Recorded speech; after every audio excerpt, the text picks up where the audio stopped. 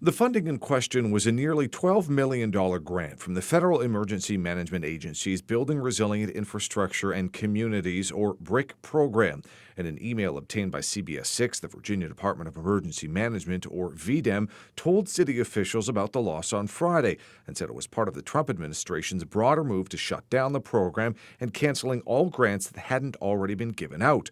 Richmond was awarded its grant in August 2023 and said it will be used to, quote, improve the feeder channel, concrete wall, and berms at the facility. In a statement, Richmond Mayor Danny Avula said he was disappointed by the decision and called it short-sighted, but added it won't impact immediate operations at the plant and won't delay improvements that stemmed from January's water crisis. He added, quote, by cutting funding for critical infrastructure, the federal government is shifting significant costs directly onto our residents and ratepayers. I urge FEMA to reissue these funds, and I will work with our federal reps to advocate for our residents, end quote. It's really disappointing and frankly outrageous that after this has already been budgeted for by the city. Congresswoman Jennifer McClellan represents Richmond and says this will hurt the city's ability to meet the needs of its residents. She says that she and several other Democratic Virginia lawmakers have sent a letter to the administration calling for the decision to be reversed.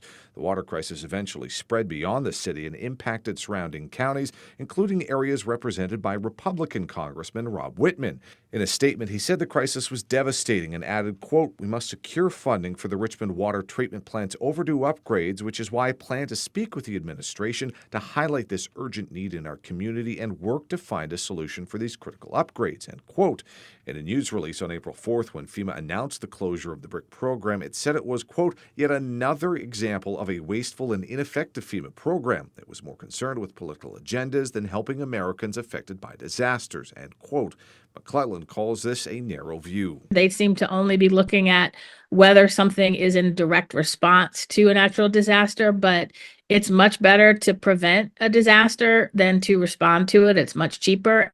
And in that letter to the administration, lawmakers revealed another Virginia project was impacted by all of this as well. $24 million to upgrade the Lake Mead Dam in Portsmouth. In Richmond, Cameron Thompson, CBS 6 News.